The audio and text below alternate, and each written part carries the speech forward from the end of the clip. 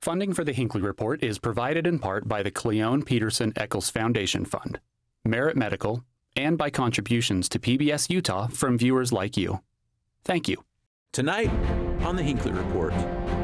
As social media has become increasingly prevalent, our panel analyzes its impact on our lives.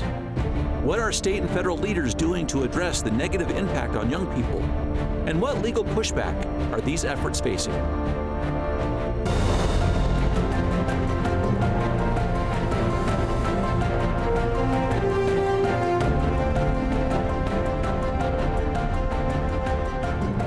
Good evening, and welcome to the Hinckley Report. I'm Jason Perry, director of the Hinckley Institute of Politics. Covering the week, we have Amy Winder Newton, senior advisor to Governor Cox and director of the Office of Families. Dr. Kristen Francis, a child and adolescent psychiatrist with the Huntsman Mental Health Institute. And State Senator Todd Weiler, a Republican representing parts of Davis and Salt Lake counties. Thank you for being with us on a special episode of the Hinckley Report. We like to get into certain issues impacting the state of Utah, our citizens, from politics to families. And I want to start talking about social media this evening. There's a lot of legislation about it, a lot of talk about it on the federal and state level, and you all are connected to it in various ways. And so we appreciate your insights. But Amy, let's start with you. Let's talk about social media generally. We hear a lot about the harms. We hear about it everywhere we go. We talk about it. Is it real? Talk about the realities of social media in our families and our homes. Well, since the invention of social media, we know youth worldwide are lonelier than ever before. So this has been one of the top concerns for Governor Cox, and it's why we've focused so heavily on looking at legislation, on lawsuits, and on campaigns to warn parents of the harms of social media for their kids. Mm-hmm. Dr. Francis, talk about sort of the numbers a bit, but as the people that you treat, the people that you see, talk about the harms that you are seeing. Yeah, so I'm an inpatient child and adolescent psychiatrist. So we're seeing, kiddos come in that are really struggling with thoughts of death, feelings of worthlessness, hopelessness, depression, anxiety. And, often they have a high element of screen dependence. They're looking to social media for affirmation, validation.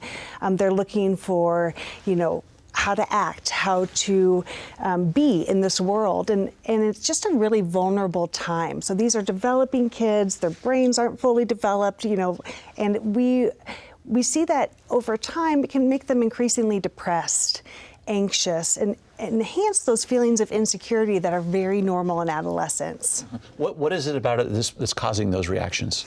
Yeah, so I think, there's a plethora of things, but definitely content in relation to a child's developing brain. So, not everything is appropriate for one person versus the other, and especially where the child is at their age, their maturity, any type of pre-existing conditions they have. Also just the amount of time. A lot of kids are on their screens, they're on social media, they're on YouTube, they're doing things on TikTok, they're doing things on all different sites. Instead of spending time with their friends, their family, they're not going to bed on time.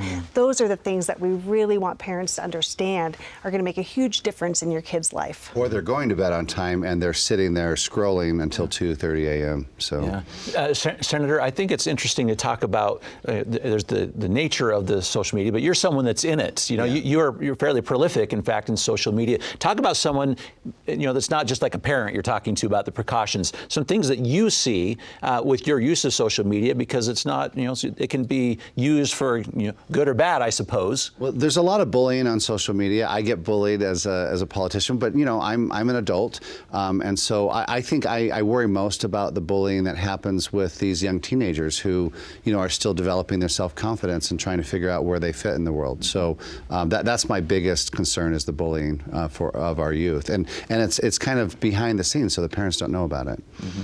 One of the things that we worry about is some of the data we're seeing in Utah related to kids and their mental health, and we know social media is a part of that. For instance, 53% of Utah high school girls feel persistently sad or hopeless for at least 2 weeks or more. 18% of Utah youth last year considered completing suicide. And we had about 38% of our kids is all who got a full 8 hours of sleep on an average school night.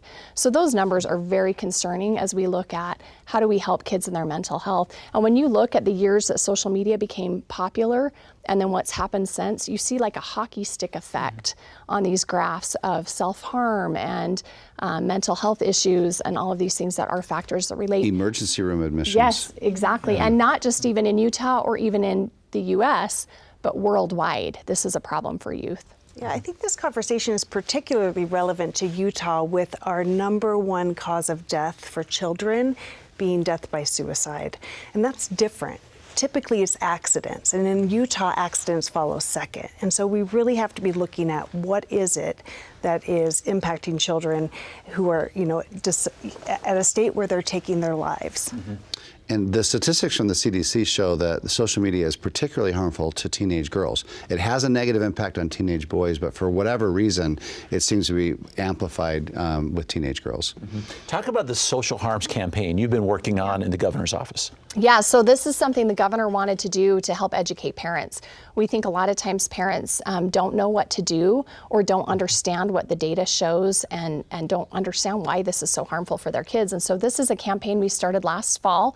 We have TV ads, billboards, digital ads to help share some of these data points for parents. We also have a website, socialharms.utah.gov. So there's a good place for resources. There's a downloadable presentation that anyone can download that they can give to church groups, school groups, parent groups, have conversations with your family to kind of talk through some of these issues. Mm-hmm. Dr. Francis, will you talk about sort of the counsel that you give? I'm kind of curious, this intersection, just overall, but you have parental involvement, you have kids doing what kids do. I mean, how do you bridge those two things? Yeah, so I love having resources that are readily available online, like the Social Harms campaign, because I can direct parents there. Also, we at Huntsman have a lot of information out there about how to help your kids navigate the screen time and social media, that they are going to be using. And so as a family, we always recommend that you kind of come up with a screen time plan. So what is appropriate? When is it appropriate? How much is appropriate? And then kind of like, what are other things that your child should be doing? Where should you be consuming the social media? During what hours? And then, of course, we always encourage parents to model that because kids are looking to their parents. They're still the #1 influence on their kid's life. That's a really powerful relationship. So we say, hey, it starts with you.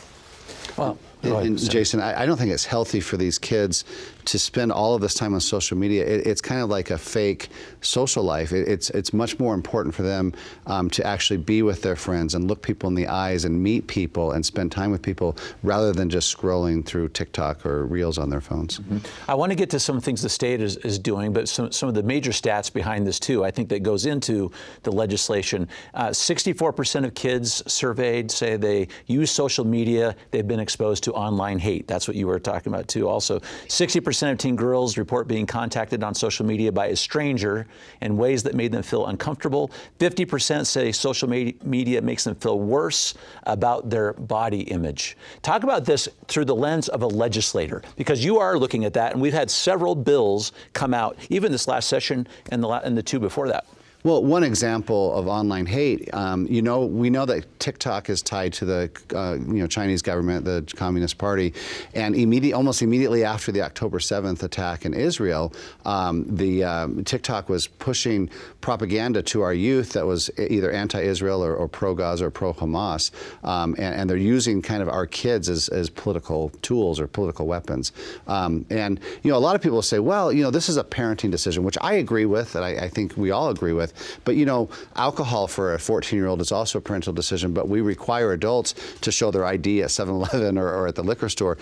Tobacco and vaping is also a parental decision for teens. It's also illegal. And so I think the government can be a partner with the parents and give parents more tools. And that's what these bills are designed to do, is give parents more tools. Mm-hmm.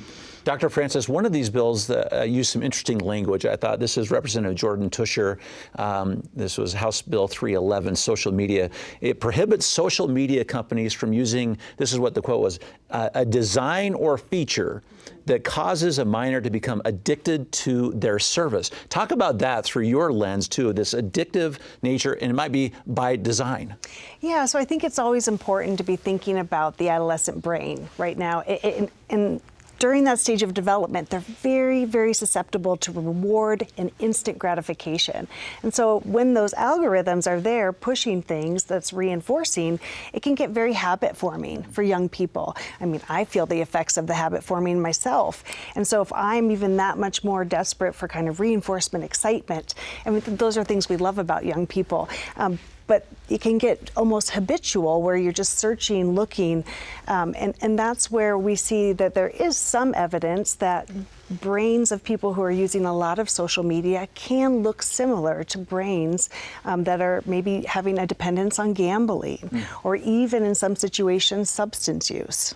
And I think that dopamine award is more dangerous for these kids when they're still developing, their brains are still developing. I mean, I'm going to get a dopamine effect from social media as an adult, but I'm a 56-year-old man, and my brain's kind of already formed, and it's not going to have the same, I think, impact on me as it would maybe a 14-year-old. Absolutely. So what we try to say as a state is our best advice to parents is delay, delay, delay. Don't give your kids a phone with social media and internet until they're adults if you can, or ensure that they have the maturity that's needed. Our U.S. Surgeon General in the U.S. speaks about this. He talks about how important it is that 13 is way too young. You should be waiting till 16, 17, 18, or till your child becomes an adult to have them on social media.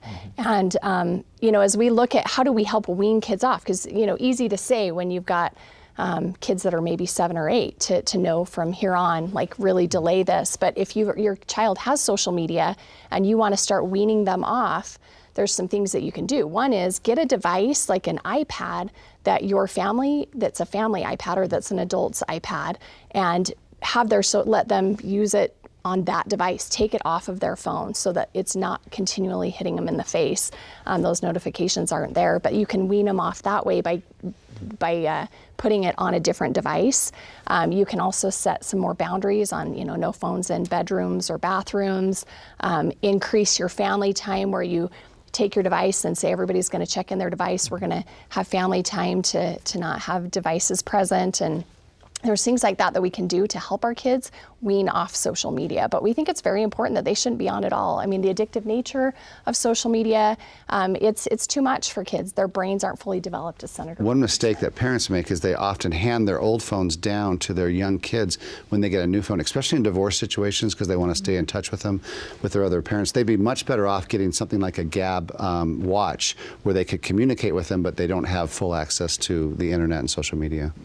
Before we leave this one entirely, Dr. Francis, anything else from the Surgeon General? Because it's interesting that warnings did come out. Yeah, I think the Surgeon General's report is wonderful, articulates some, real significant areas that we need to be mindful of. And I think anytime we're hearing, don't delay, it can be really anxiety provoking for parents, because what if they already have, right? So how do you suddenly take something away from your child? So we always want to work with families to let them know there is a way to kind of backpedal slowly, have a discussion with your kid. I mean, the Surgeon General outlines a very nice family plan, recommendations at what to do.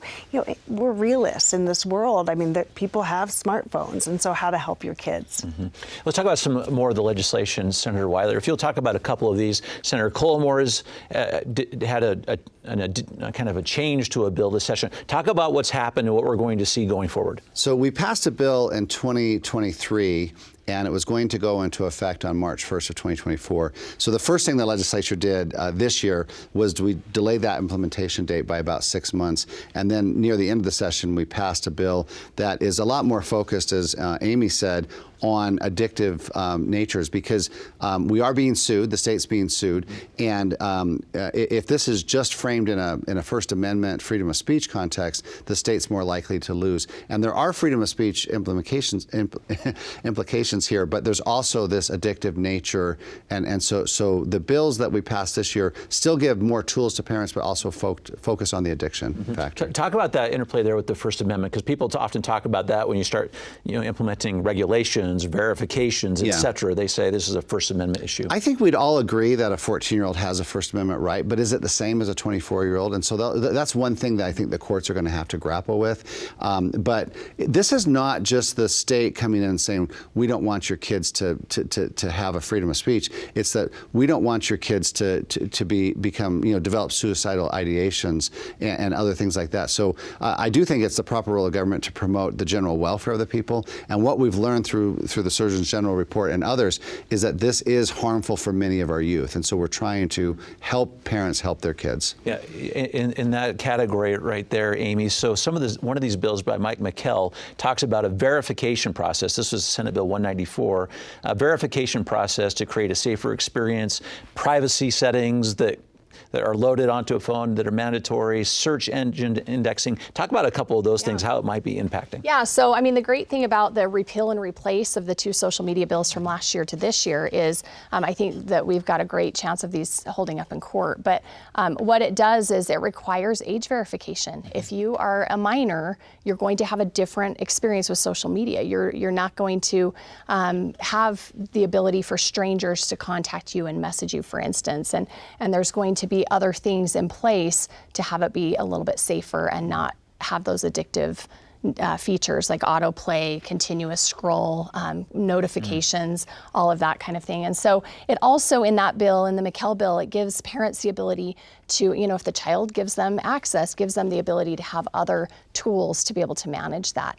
In the Tusher bill, the interesting thing about the Tusher bill this year, the House bill, is that it basically provides a private right of action with rebuttable presumption for parents. So parents can sue social media companies, and the social media companies have to prove that their social media platform is not harmful, which is really hard to do.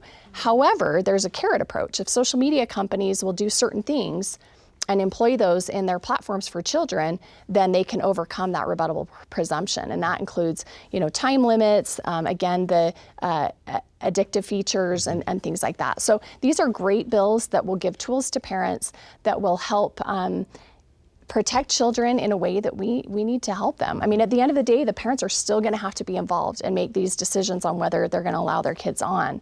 But these bills will greatly help rein in these social media companies and protect our kids. And that safe harbor that Amy mentioned is actually an invitation to the social media companies to be better corporate citizens and to do better. The other thing that the bills prohibit is these tech companies from mining data from our kids and selling that our minors' data, which is happening right now. Mm-hmm.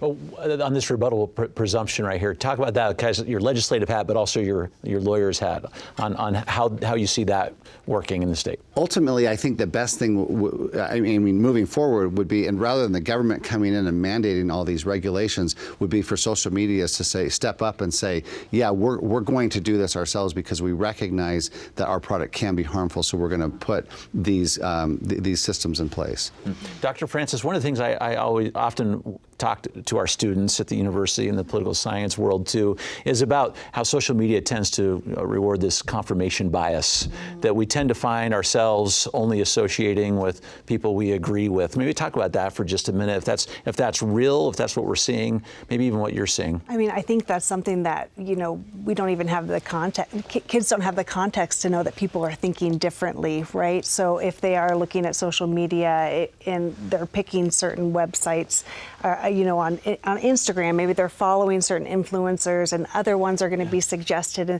they may have no other context to know that the world is so much bigger than that. And so, kids are not great at having experience or perspective. And so those are things that parents are always helping to try to, teach their kids. And the social media platforms aren't trying to give you perspective. They're trying to kind of get you into this single track. Uh-huh. Amy, we had author Arthur Brooks here this past week, and he was talking a little bit at various places here about sometimes what you see is like the culture of contempt. It kind of comes through this social media, and that as soon as you start hating someone, someone's kind of owning your perspective once you start to get to that point. He asserts a lot of this has to do with social media. Oh, I totally agree. I mean, this is one reason that the governor has gone out with his Disagree Better initiative nationally, is that we've got to do a better job of seeing all different perspectives, understanding we may disagree, and that's okay, but to not have contempt, not hate each other. And I do think social media does that. I mean, really, if you think about it, the social media companies, their ultimate goal is to keep you engaged and online as long as possible, because you are the product. You're the one that they are making money off of. And so the longer they keep you engaged, the more money they're making through their advertisers. And we know that fear and anger keep people online more. They keep them engaged longer because they're feeling an emotion, and it's really scary. I think it's harming our society. I'm worried about our country, and I think how we treat each other has become very uncivil, and it's not good. I think I felt that a bit just on an intuitive level when my children, I have an 11 and 13-year-old, but when they were younger, I would notice that if they wanted to play a fun game on my phone or something, that they would get these pop-up ads, right? And they were definitely not appropriate for that age, and they were exposing them to things, and I very quickly learned that I would just buy whatever age-appropriate game to make sure that all of those ads stayed away, because they would start asking me these questions, and I would think, where did you hear that? And they would say, oh, it's from this, or it's from YouTube. As I was watching this came up, and that was really surprising to me as a parent. Arthur Brooks is our nation's leading academic on happiness, and I got a chance to meet with him last week when he was here, and he said, if you want your kids to be happy, don't let them on social media and don't get them smartphones. I think he said that he would suggest, I think he was a little bit tongue-in-cheek, waiting until they're 21. But I mean, the point is that these social media programs are not making our kids happy. They're making them sad and sometimes suicidal. One of the things you mentioned a moment ago, Senator, was apart from all these things we just talked about, that there are potentially national security issues associated with some of these platforms. Talk about that as well, because not only has it been addressed with our legislature a bit, it's also being addressed on the national level. Yeah, it should be addressed. And the state of Utah prohibited state employees from having TikTok on government-issued phones. A lot of states have done that. Congress is starting to engage. I hope that the Senate passes the bill, or a version of the bill that the House passed, because TikTok, I think, is a threat to our children, but it's potentially a threat to our national security. And TikTok in China, the Chinese version that they allow for their children, it helps you like with math problems, and it helps with homework. It's not all these reels, these ridiculous reels that our kids are watching on TikTok. They recognize they would not allow their own kids in China to use the TikTok that they're promoting to our kids in the United States. Amy, this is something also came from Governor Cox. Some comments he made, but also some requirements he put out through all state devices. Right, absolutely. I mean, we are worried about TikTok, and we know that there's harm there, not only for the mental health of kids and adults, but like Senator Weiler mentioned, our national security. So it's definitely something we're concerned about. I'll tell you, as a parent, my youngest is 20, but I actually will admit I paid him the other day to delete TikTok from his phone.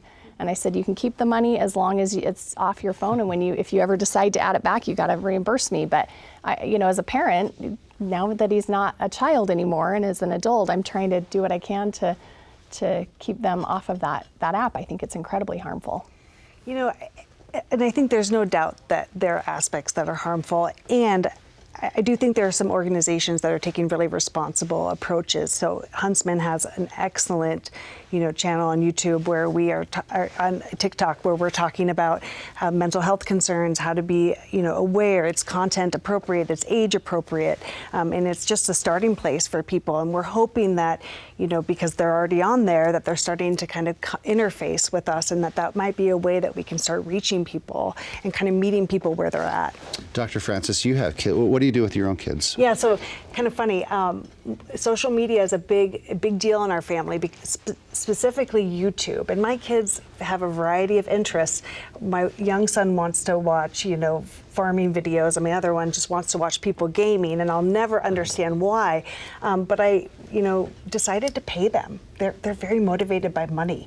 And so I pay them $10 a week to not be on any social media sites. And every, week they hold me accountable to make sure I've given that $10. And it's nice because that way if they do, mess up, if they go to it and their friends are sending them things, they just don't get their $10. Yeah. It's not, it's just a nice place to start. I want to give you a couple stats as we start talking about some other things we can do. Amy, just as we surveyed, this is the Hinckley Institute with the Deseret News, Utahns, we asked what age Utahns felt like the children should be allowed on social media like Instagram, Twitter, TikTok, and 36% of Utahns said not till 16 or 17. So that's pretty an older age than we had thought it would be. 8% thought it was 13 or younger.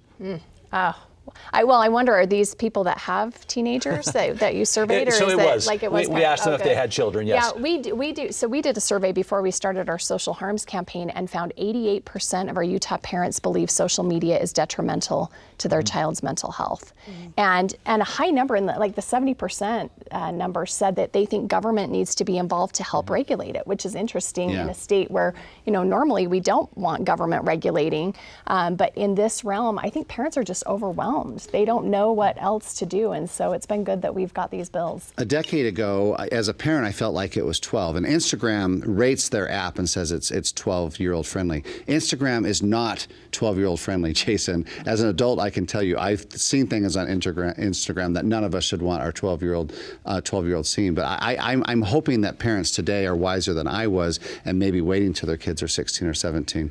And again, where do you start as a parent if you're hearing this and you're kind of panicking, like, oh man, I missed the boat? The Surgeon General's report brings up a nice study that showed if you just deactivated your social media platforms for 3 weeks, the results on your mood in terms of reduction of depression, reduction of anxiety, clinically significant disorders, it was 25 to almost 50% as productive or as helpful as if they had been in talk therapy for those 3 weeks. And doesn't it make you wonder, why do some schools allow cell phones in the classroom, right? I mean, that's a whole other That's what we're going to have to take up, right? Yeah. That's got to be the last comment today. So insightful. Thank you.